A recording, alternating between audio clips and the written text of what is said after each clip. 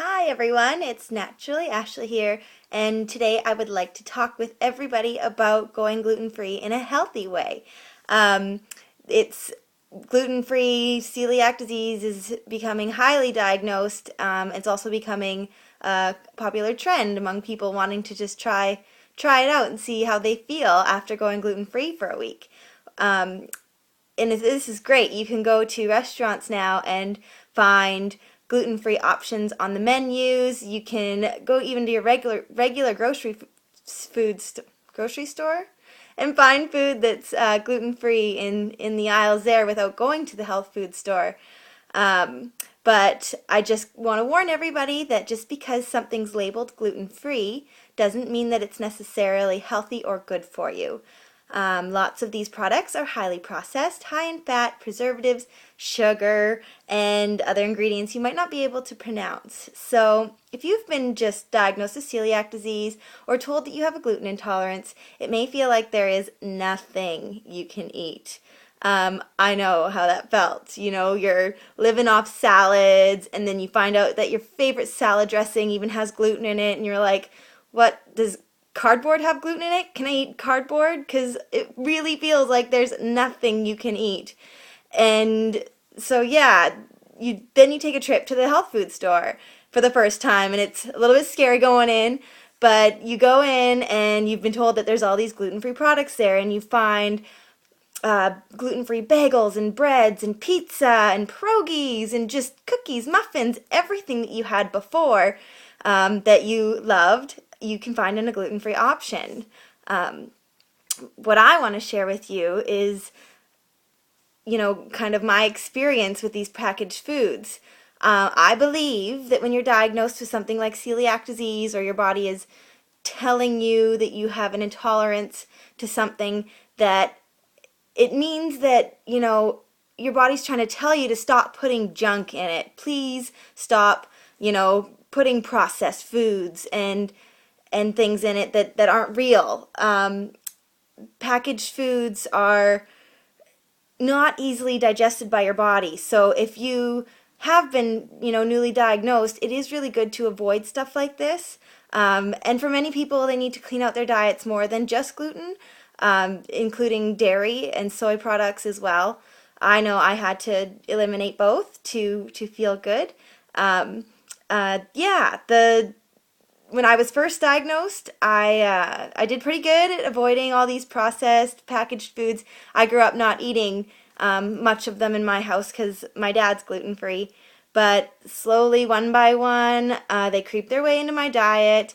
I was lazy. I was a lazy university student, and I thought that grabbing a bagel or a muffin, a gluten-free one, it was a lot easier than preparing a nutritious meal for myself.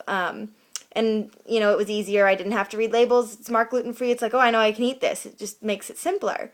But before I knew it, I was addicted to these processed foods. I would literally sit down and eat 3 bagels or a whole box of gluten-free cookies to myself, not even thinking about it because truthfully, I felt sorry for myself thinking, well, I can't eat the regular stuff, so, I'm going to gorge on these. And, that's not really a great attitude to have, especially if your body's sick and needs to heal. Little did I know back then that I could just grab a bunch of bananas and take those for breakfast and make a green smoothie for lunch. It's really a lot simpler to eat healthy than most people think.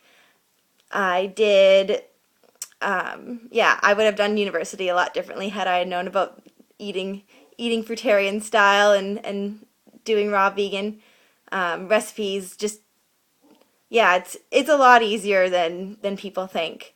Yeah, so on my journey, I started doing something different. After university, I started looking at the labels on the gluten-free products and kind of questioning what ingredients are in the gluten-free products, like what is BHT and food color number 4 and monosodium glutamate. I found that the muffins, breads, and bagels were full of fat and actually more fatty than the regular muffins, bagels that were, containing gluten. I'm sure if you put enough fat and sugar into anything, it's going to taste good. And you could probably make a muffin out of cardboard and fat and sugar, and it would taste great. Anyways, these processed foods, they're not only heavy on your waistline, they're heavy on your wallet. Like a gluten-free loaf of bread is around $7. It can be more money than that even, and we don't need it. Like, you don't need gluten-free bread to thrive on a gluten-free diet. So in summary, I believe in eating 100% gluten-free and sticking to it, especially if you have celiac disease or gluten intolerance. We can do this, though, in a healthy way by eating a diet of mostly fruits and veggies, some nuts and seeds, rice, beans, homemade dressings, soups, sauces, all super easy to make from fruits and vegetables that are way more tasty than the stuff you're going to buy in the store anyways. Whole foods, definitely for the win. I take my advice and skip the junk, or save it for a special occasion, or, you know, when you're transitioning for adjustment. It's just not good to make these foods a staple in your diet. It may take some time for adjustment, but your body will feel amazing, and thank you for it if you stick to a whole foods diet, I promise.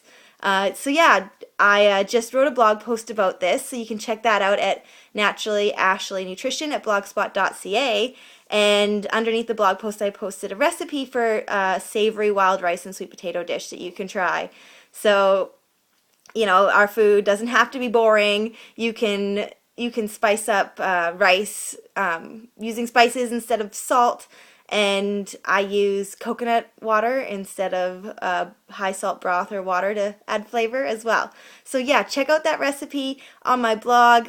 Please like and subscribe to my videos if you enjoy the message that I'm sending out. And yeah, take care until next time. Keep it fresh, keep it fruity.